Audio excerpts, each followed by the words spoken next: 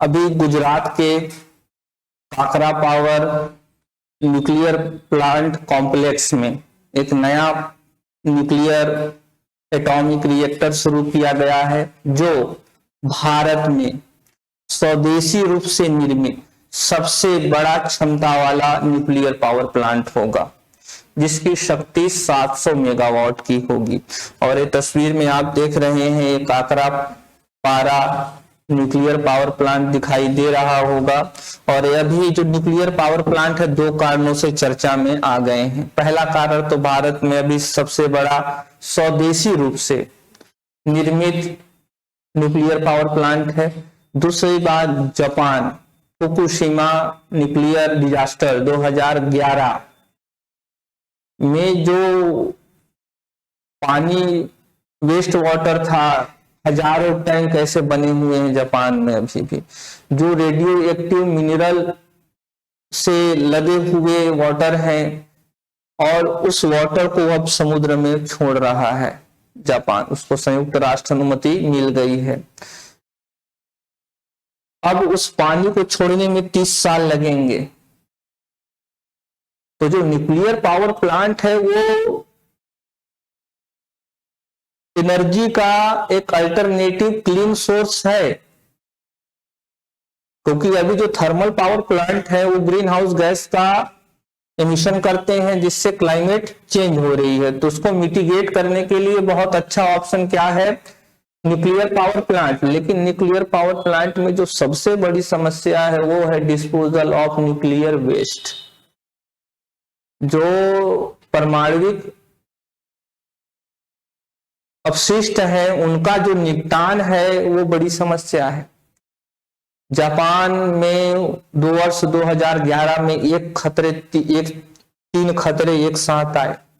सबसे पहले भूकंप आया 9 मैग्नीट्यूड का, जापान के 1000 के इतिहास में सबसे बड़ा भूकंप। आमतौर पर जापान के लोग भूकंप के आदी हैं, लेकिन 9.0 का तीव्रता वाली भूकंप बहुत बड़ी होती है। भूकंप कहाँ आई थी? समुद्र में। तो भूकंप समुद्र में आ जाती तो क्या बन जाती है? सुनामी। 40-40 फीट लहरें ऊपर उठी, जब कई शहर तो ऐसे ही बह गए जापान के। कुछ पानी पार कर गया किसको? फुकुशिमा न्यूक्लियर पावर प्लांट को। जैसी ही भूकंप शुरू होती है, न्यूक्लियर पावर प्लांट डिटेक्ट कर लेता है और उसका पूरा कोर बंद हो जाती है। लेकिन और जैसे ही कोर बंद होती है, लेकिन कोर में कुछ कूलेंट रहता है। कूलेंट को खींचकर कहीं सुरक्षित जगह पे ले जाना रहता है। पावर प्लांट बंद हो जाता है तो इमरजेंसी जनरेटर चालू होता है और पानी को खींचना, कूलेंट को खींचना चालू होता है। लेकिन जैसे ही अब सुनामी आ चुकी है, जैसे ही भूकंप आया, पावर प्लांट हो गई बंद। लेकिन उस पानी को खींचने के लिए कुछ पंप चाहिए था, जनरेटर चालू हुआ, जनरेटर चल रहा था पानी, लेकिन वो तो सुनामी आ रही थी, पूरी लहर जमीन को अपने कब्जे में ले रही थी। कुछ पानी कहाँ आया? फुकुशिमा न्यूक्लियर पावर प्लांट के कैंपस में एंटर कर गया। और सबसे पहले किसको क्षति हुई? उसी जनरेटर। और जैसे जनरेटर रुकता है वैसे विस्फोट होता है और बहुत सारा रेडियो एक्टिव एलिमेंट कहाँ जाने शुरू होते हैं? समुद्र में।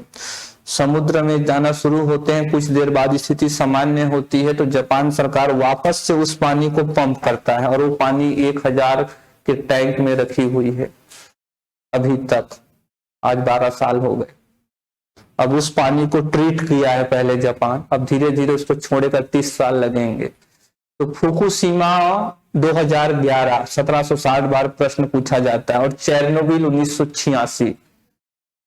ये दोनों घटनाएं हमें बताती हैं कि जो न्यूक्लियर पावर है वह एक तरफ अच्छा भी है तो, लेकिन एक तरफ हमें डराता भी है, क्योंकि भारत के भी जो न्यूक्लियर पावर प्लांट है वो भूकंपीय क्षेत्र से ज्यादा दूर नहीं है। क्या हमारे पास सुरक्षा मानक है?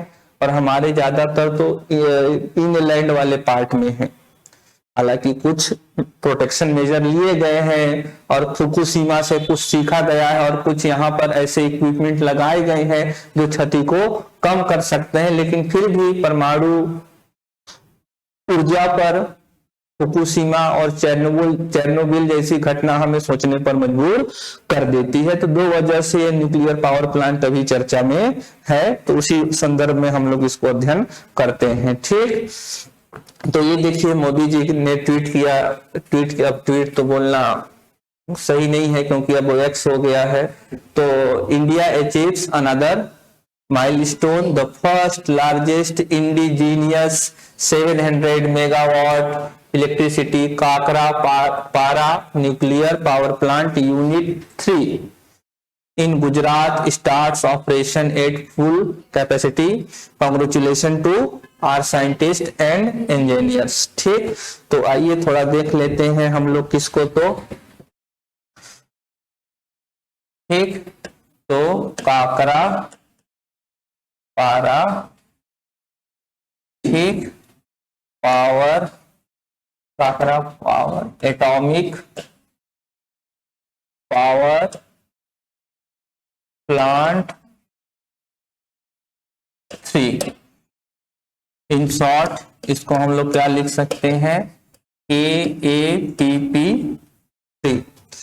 ठीक, KAPP 3, KAPP 3 यह क्या है, फर्स्ट। ठीक, फर्स्ट नहीं कर सकते, इसको करते हैं लार्जेस्ट।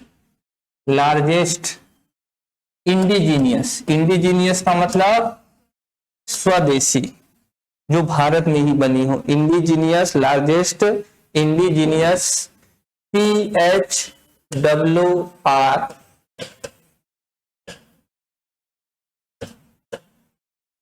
एटॉमिक रिएक्टर है ये।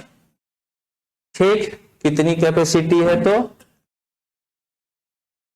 700 मेगावाट। PHWR का मतलब दो प्रकार के एटॉमिक रिएक्टर होते हैं। एक रहता है क्या, pressurised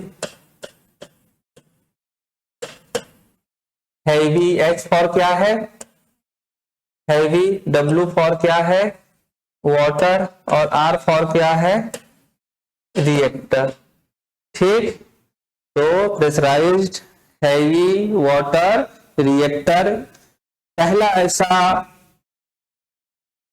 pressurised heavy water reactor है जिसकी कैपेसिटी 700 मेगावाट की है, और इतनी बड़ी एटॉमिक रिएक्टर भारत में पूर्ण रूप से बनी हुई पहली है।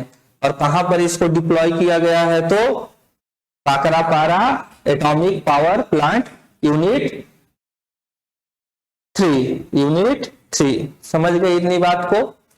ठीक, तो आज हम लोग इस पर बात नहीं करेंगे कि एटॉमिक प्लांट किस पर काम करते हैं। आज हम लोग बात करेंगे भारत में कहां कहां पर एटॉमिक प्लांट हैं। ठीक, इतनी बातें समझ गए। खबर में क्या है, तो ध्यान रखोगे कि भारत की सबसे बड़ी स्वदेशी रूप से निर्मित परमाणु संयंत्र कहां है, तो काकरापारा गुजरात में है।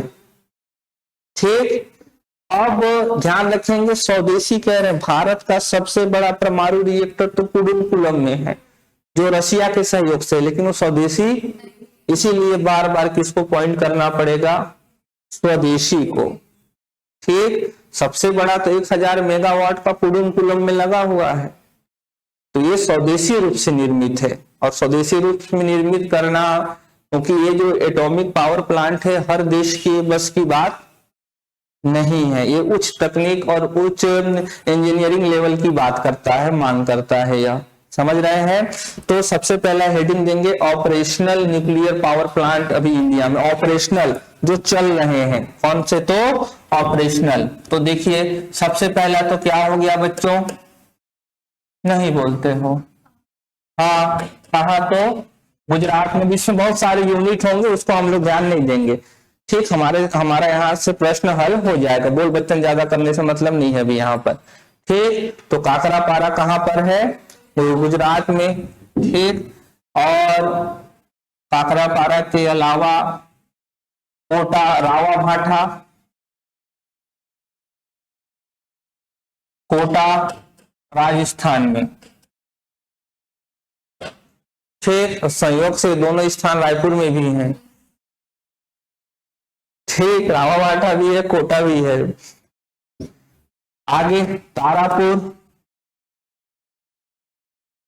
महाराष्ट्र, तारापुर महाराष्ट्र में ऑपरेशनल बता रहे हैं। ठीक, अब इसके बहुत सारे यूनिट होंगे, इसके यूनिट बहुत सारे होंगे। पावर प्लांट में एक यूनिट नहीं, कई सारी यूनिट रहती है, लेकिन ध्यान रखना है तारापुर वाला न्यूक्लियर पावर प्लांट कहाँ होगी, तो महाराष्ट्र में, और रावा भाटा कोटा वाला कहाँ है, तो राजस्थान में, और काकरापारा वाला गुजरात में। अब आते हैं कैगा, क्या है तो कैगा, कैगा कहाँ है, कर्नाटक में, कैगा कहाँ है, कर्नाटक में। फिर नीचे तमिलनाडु, तमिलनाडु में दो है, एक कहाँ पर है तो कुडनकुलम में है, कहां पर है, कुडनकुलम, और ये दोनों रसिया के सहयोग से, कलपक्कम, और एक कहां है तो कलपक्कम में है। दो है तमिलनाडु में, एक कुडनकुलम में और एक कलपक्कम में। ठीक, इसके अलावा और एक है जो अभी ऑपरेशनल में है, वो है नरौरा, यूपी में। नरौरा कहाँ है तो यूपी में। ये क्या है तो ऑपरेशनल पावर प्लांट है, ये क्या है, ऑपरेशनल पावर प्लांट है।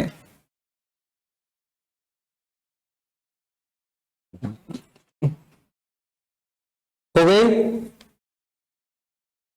देखें मैप, देखिए मैप, ध्यान रखेंगे, घर जाकर मैप बनाएंगे।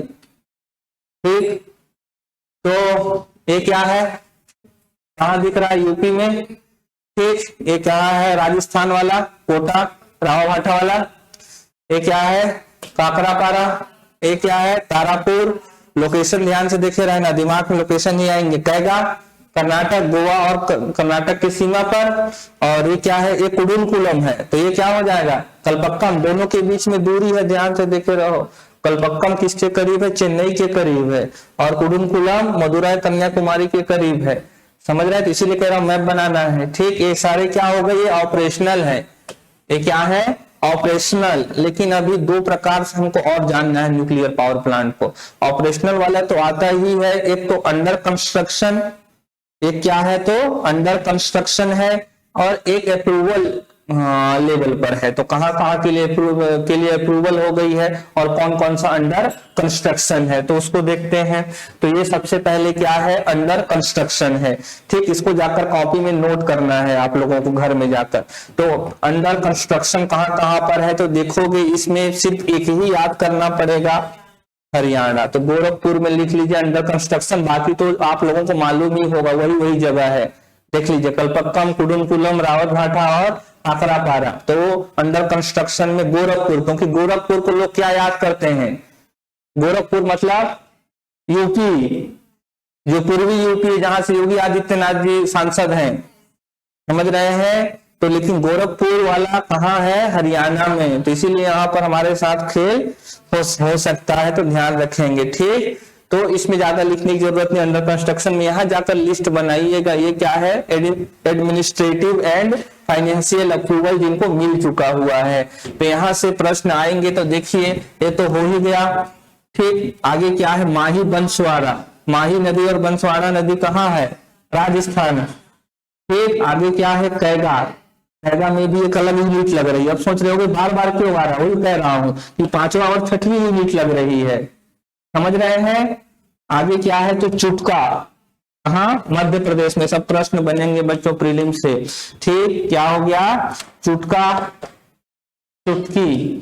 तो आगे क्या है, कुडनकुलम, ये कहा तो तमिलनाडु में। तो क्या याद रखना पड़ेगा अभी हम लोग को, यहाँ पर माही बंसवाड़ा कहाँ, राजस्थान में, और चुटका कहाँ, मध्य प्रदेश। मैप बनाओगे, एक मैप किसका बनाओगे बच्चों, याद हो जाएगा जीवन भर के लिए। एक के लिए ऑपरेशनल का, दूसरा अंडर कंस्ट्रक्शन का, तीसरा हाँ जो जिसको अभी, और आगे जिसमें अभी केवल साइट चयन हुआ है, अभी यहाँ कुछ अप्रूवल नहीं मिला हुआ है। तो यहाँ से भी प्रश्न आएंगे। ये भारत नहीं, दुनिया का सबसे बड़ा न्यूक्लियर पावर प्लांट होगा जैतपुर, कहाँ, महाराष्ट्र में। कोवड़ा कहाँ, आंध्र प्रदेश में।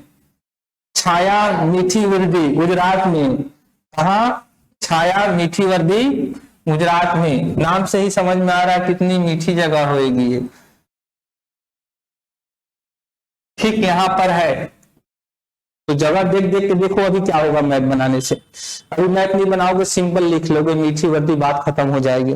लेकिन अगर मैप बनाओगे तो गूगल में जाकर देखना पड़ेगा मीठी वर्दी, तो दिमाग थोड़ा घसीटेगा वहां आपका, उससे फैक्ट याद रहेंगे। हो सकते पढ़ते पढ़ते मीठी वर्दी के बारे में कुछ और जान जाओ जो आपके पेपर के लिए एक अलग फैक्ट के रूप में काम करे। तो मैप खोलोगे तो यहाँ पर आपको काठियावाड़ प्रायद्वीप दिखेगा, आपके दिमाग में आ गया काठियावाड़ कहाँ पर है, समझ रहे हैं। देखोगे खंभात की खाड़ी दिखाई देगी, तो ये सब भी याद हो रहे हैं कि नहीं। इसीलिए कह रहा हूं मानचित्र बनाना है, टालिएगा मत। ये हो गया था ठीक, ये क्या हो गया, तो ये वाला भी देख लिए थे। एक कहां पर है, हरिपुर, ध्यान रखेंगे ये कहां पर, तो वेस्ट बंगाल में, और आगे भीमपुर मध्य प्रदेश में। तो कहां कहां नया सीखे, चलिए। ऑपरेशनल के अलावा मैं जगह बोलूंगा, आप लोग राज्य बताना। मीठी वर्दी, टुटका भीमपुर एमपी में, हरिपुर, कोड़ा, जयपुर, गोरखपुर, नरौरा, काकरापारा, कैगा, कुरुम कलपक्कम तमिलनाडु में, और क्या छूटा, तारापुर महाराष्ट्र में। ठीक, तो जाके बना लोगे। तो इसमें इतना ही, और कभी मौका मिलेगा तो हम लोग न्यूक्लियर वेस्ट पर अलग से देखेंगे और न्यूक्लियर पावर प्लांट के वर्किंग पर। आप लोग एक बार पढ़े हैं लेकिन चीजें भूल गई होंगी, क्योंकि ये तकनीक पहली बार पढ़ने से नहीं होता है। ये तो बात हम मान गए ना कि कोई भी चीज एक बार पढ़ने से नहीं होगा, बार बार पढ़ना पड़ेगा। तो कभी मौका मिलेगा तो न्यूक्लियर पावर प्लांट के वर्किंग पर भी, और एक अलग से किस पर बात करेंगे, न्यूक्लियर वेस्ट पर। क्योंकि न्यूक्लियर पावर प्लांट में क्षमता बहुत है लेकिन उसके साथ खतरा भी बहुत है, समझ रहे हैं। क्योंकि यह ऐसा खतरा है बच्चों, अगर एक बार न्यूक्लियर डिजास्टर हो जाती है। अभी देखिए जो जापान में जो जहां ये न्यूक्लियर डिजास्टर हुआ है वहां के लोग अब बेरोजगार, वहां कोई नहीं जाना चाहता। हजारों टन मिट्टी, इतनी बड़ी बड़ी प्लास्टिक में भर के, जहां पर फैला था ना वो, अब वहां की मिट्टी को अलग से रखा गया है भरकर। हजारों टन मिट्टी रखे हुए हैं, अलग से ट्रीटमेंट चल रहा है उनका। अब जहां समुद्र में गया था वहां अब कोई नहीं रहता, धीरे धीरे अब लोग बसना वहां शुरू हो रहे हैं। वहां के जो भी लोग थे अब उनका न फसल उग सकता है, फसल उगा भी लेंगे तो कोई खरीदेगा नहीं। क्यों? क्योंकि उसमें क्या है, रेडियो एक्टिव मिनरल। वहां के जो मछुआरे हैं, जापान मछुआरा वाला देश है, समुद्र तट वाला, वहां के मछलियों को कोई नहीं खरीदता। खरीदना शुरू किए थे, लेकिन जैसी अभी खबर आ गई कि फुकुशिमा वाटर जो भी पानी रखा गया था उसको क्या किया जा रहा है, रिलीज किया जा रहा है, वैसे ही चीन प्रतिबंध लगा दिया अपने देश में। ताइवान, जापान से होने वाले जो मछली आया था उस पर क्या लगा दिया, प्रतिबंध लगा दिया, समझ रहे हैं।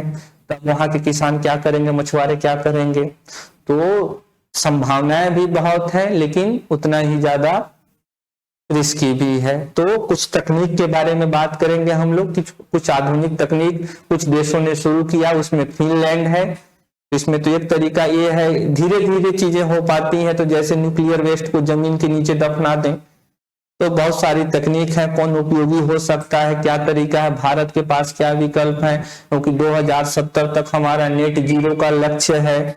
2030 तक हम लोग अपनी 50% से ज्यादा बिजली कहां से चाहते हैं, क्लीन सोर्स से चाहते हैं, रिन्यूएबल सोर्स से। 5 प्रण जो मोदी जी ने दिया था ग्लासगो में, समझ रहे हैं। तो उस सारी चीजों को लेकर हम लोग यहाँ पर देखेंगे, ठीक।